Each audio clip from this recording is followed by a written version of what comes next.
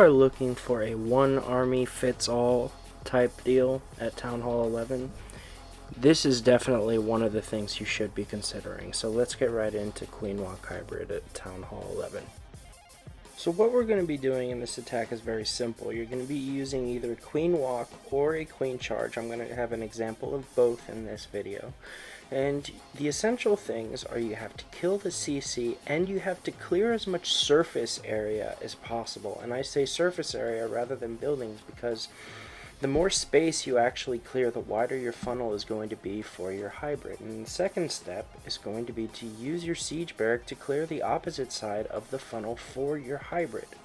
And then of course the last thing you're going to do is drop your hybrid with your warden for support, and you're going to use heals, freeze, and possibly even a rage spell to support your hybrid throughout the base. As far as the army goes, in today's video we're going to be focused on using the siege barracks, okay? And in the CC you're going to bring either a rage if your priority is to have as much support for your hybrid as possible. If you're gonna have a really long queen walk, then you're gonna want to bring, you may want to bring more freezes, and if that's the case you may want to consider that high level poison in the CC. But you, in general, do want at least 2 rages and at least 2 heals in total. You do want to have a poison for the CC just in case you have some nightmare like witches. And you having a freeze is always a good precaution as well in case you have an Inferno Dragon to deal with. You do want to have 4 to 5 healers. Most of the time you'll have 5 healers unless you know the area you're going into does not have a lot of DPS. You can have anywhere from 14 to 24 miners, and that's going to depend on how many hogs you're bringing. In my opinion, you can have no hogs in your camps, and it's still considered a hybrid as long as you have those hog riders in the siege barracks. And then of course you're going to want to bring at least 2 Cocoa Loons to keep your healers safe. For our first attack here, I want to make a point before we start. Now if you look over here, you notice you have a bunch of defenses intertwined with a bunch of non-defensive buildings, okay? So for this area, especially since the siege barracks are going to be over here, the miners and the hogs are going to stay together, okay? But you want to consider that over here you get this high hit point building over here, which is going to become a problem because what's going to happen is the miners are going to get stuck on that. The hogs are going to go ahead, and luckily the heroes will have gone through here and will be taking care of the enemy heroes, okay? So if you look at here, he could have lured the CC, started the queen walk over here, killed both of the heroes and the CC, and made the same path and not had that issue, okay? But regardless, he gets this done with lots of time and lots of troops left over. Nice and easily. He starts his queen walk over here, and I'll speed this up just until he lures those CC troops. Now, these super minions are a real pain, okay? And he puts the poison all the way over here on purpose to make sure that the super minions are caught in it, and he has to use a rage right away. As you can see, those long shots do a lot of damage, and the rage plus the poison are barely enough to keep the level 50 queen alive. So you really need to be careful with those super minions when you see them come out, okay? It's one of the most dangerous things to your queen walk. But here he gets the wall open, and he's doing a really good job keeping the queen alive. Unfortunately, that rage is a little late and he has to go to ability, but it's not really a big issue.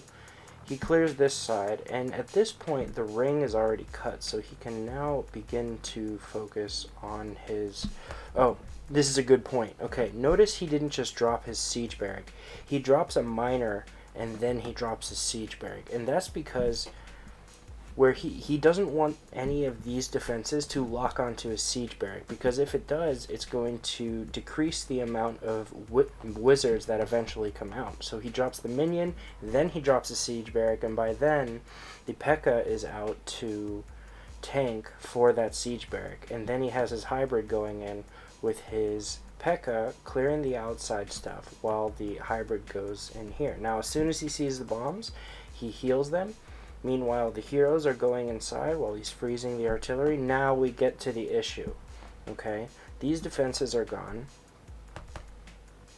The hogs are going to burn through this cannon very easily, and what's going to happen is now the minions go over here, and the hogs are going to clear this, and the miners, unfortunately, are going to continue to go outside, which is going to leave the hogs vulnerable to the heroes. But luckily you have this queen right here who comes in and saves the day. Okay, but that's just one thing to consider.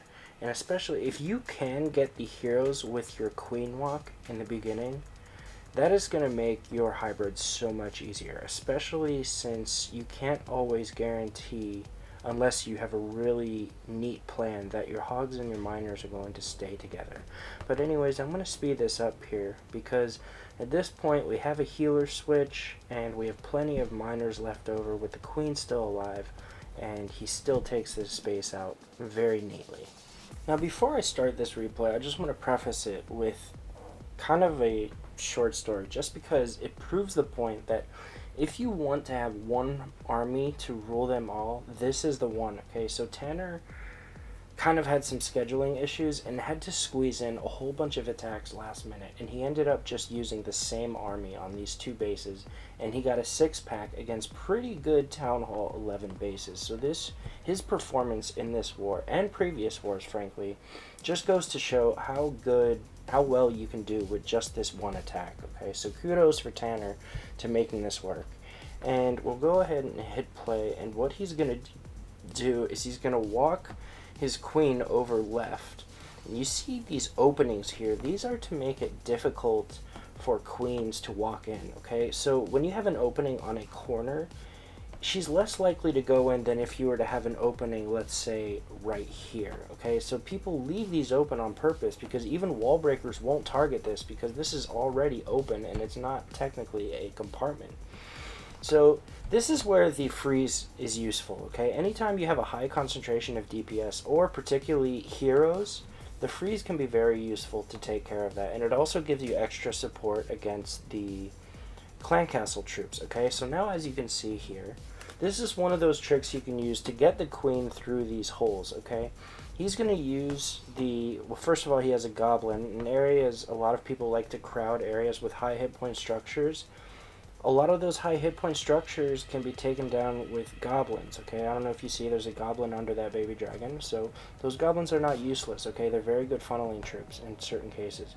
And he's going to use his barbarian king to clear this area up here, which leaves the closest building to the queen now after this goes down to be the podium. Okay, now that the baby dragon is over here, you can see the baby dragon kind of acts as a cocoa loon, right? And also helps with the cleanup. And now, as you can see, again, you have super minions. We had this enemy clan, who was loading their CCs with super minions, and he was mindful of that, putting the poison far up, okay, to make sure that the super minions were down. The queen is raged. Anytime you see super minions, this is what it takes. In fact, he uses the poison, which may have been overkill, but better safe than sorry, right? You definitely want to keep the queen alive, which is what Tanner does here very skillfully. So now he has the siege barracks clearing buildings over here, and they're going to continue to clear these buildings, leaving a nice narrow funnel for the hybrid. If anything, maybe I would have waited a little bit longer, let the queen clear some buildings here, but again, Tanner is very skilled with this attack, probably even better than I am, so I'm probably not one to criticize him. But at this point, we're close to the artillery. He puts the heal here because of the 2 bomb towers. And now there's just not much left in this base, with his queen still alive. Lots of troops left over. At this point, there's only 2 splash defenses, so I'll just go ahead and speed this up because this base just wasn't able to stand up to this really powerful attack. Another well done attack, and congratulations to Tanner on that nice 6-pack. So now I'm going to show you another example of a queen walk hybrid, but this one's very different, and it's going to show the power of the sneaky goblins. Okay, so What I'm going to do is I'm going to use the sneaky goblins to take out the CC troops using a jump here. And credit to Beta Eclipse, another member in our clan, who pointed this out. So without even knowing what strategy I was going to use, I went ahead and flagged this base.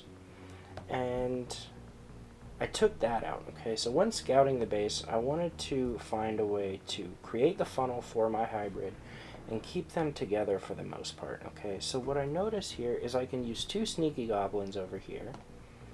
And then I can put my king here, and he's going to walk this way. Okay, so what I'm going to do, I'm going to put my king here. I'm going to put an ice golem here, since there's a lot of point defenses over here. And I put my siege barracks right here, so that eventually my hog riders come out and they take all this stuff, okay? So this side of the funnel is created. All this is going to be taken. So then I decided to start my archer queen over here. And you see this whole area my archer queen is going to take out. And more importantly, you see this little compartment here. There's only 3 tiles in between these 2 buildings and the outer wall, which means my queen can reach this, which is what's going to happen. My queen's going to come in and she's going to take all of this stuff. And by the time all that's done, this part's clear, I'm going to drop my miners in a wide area over here, and they're going to converge on the multi, the expo, the artillery, the other expo, and then at that point there's just not going to be enough on the other end to stop them. So I'll go ahead and hit play here, and you'll see the first thing I do is I use a jump and 6 sneaky goblins, though unfortunately 1 goes over here, so 5 is enough for those of you wondering. And I get extra skeletons over there, which is a bonus. And I have 2 sneaky goblins working that over here, so that I can drop my barbarian king and work them over here. So now I have the Cocoa Loon. Anytime you have a wide open space like this, I always recommend dropping that Cocoa Loon right away. And I'm going to drop another one soon, which does end up catching a Seeking Air Mine, okay? So now I'm just watching my queen closely until I know she's going to be safe for a minute, so that I can set the funnel on the other side. Okay, so right now I'm just watching her carefully, and I'm waiting until there's not a whole lot of damage on her. And that point is now. I feel pretty safe. The warden statue goes down. Now I feel like I'm safe to go over here, work the funnel on the other side. There's my ice golem. There's my siege barrack. There's no threat of anything shooting my siege barrack because they're aimed at these 2 things, and I let them work for a little bit. So now my queen is safe over here. She clears that wizard tower, so at that point I'm safe to drop my minions, which I do all around over here so that they can converge and end up right here. But I need to speed up this funnel, so I go ahead and pop my siege barrack early so that the hogs come out and finish the funnel here. In these variation where you don't bring your own hogs, often the hogs can be used just for pathing purposes for your miners. But anyways, my queen triggered 1 skeleton trap, my goblins triggered another, and then that last one is really easy to deal with. And at this point, there's just not enough to deal with the rest of this. I use the rage because you have the enemy level 50 barbarian king over there, so I use the rage so that the miners take him out a lot faster. And this is the beauty of using more miners, in my opinion, because if I had a bunch of hogs, they would have gone this way and died. But instead, a lot of them split, but it's okay because they bunch back up and they end up taking this area together. And my queen over here, I still have that other rage, which is why I like to go heavy on the rages, especially on bases that don't have single inferno that I use my queen walk for, which I don't recommend because a hybrid's a really good way to deal with single infernos. And at this point, again, there's just not enough left. I have 1 Cocoa Loon left over to take care of the cannon that was left behind, which is why it's a good idea to bring a minion or 2 just in case, because I was a little bit lucky to have that. But anyways, it's still a neat, clean 3-star, lots of troops still alive, and lots of time. So just remember to follow the steps, okay? As with most multi-phases steps, if your first phase doesn't go well, if you don't get the CC and you don't clear a solid funnel for your hybrid, your chances of succeeding are very slim, okay? So take the time, plan your attack, make sure your queen goes where you want her to, and make sure you scout the base ahead and know where to use your spells and your warden ability. And I hope this was helpful. If it was helpful, leave a like. If it wasn't helpful, you, leave a like anyway. If you want to see more videos like this, subscribe, hit the bell icon. If you don't, again, you, hit the subscribe and bell icon anyway.